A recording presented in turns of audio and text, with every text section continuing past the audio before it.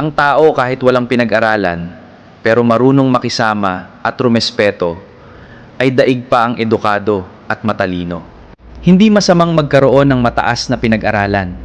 Sa totoo lang, isa itong malaking biyaya. Pero tandaan mo, walang saysay ang talino kung wala ka namang respeto sa kapwa mo. Walang halaga ang diploma kung ginagamit mo para maliitin ang ibang tao. Marami tayong nakikilalang hindi nakapagtapos ng pag-aaral, pero marunong makisama. Marunong tumulong, tumupad sa pangako, at rumespeto sa lahat. At mayroon ding mataas ang pinag-aralan. Pero mapagmataas, mapanghusga, at akala mo mas mataas na siya kaysa sa iba.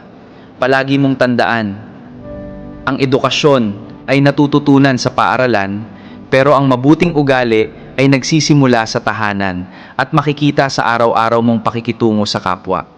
Mas gusto ng mga tao ang makasama ang isang taong mabait at marunong rumespeto kaysa sa isang taong matalino pero masama ang ugali.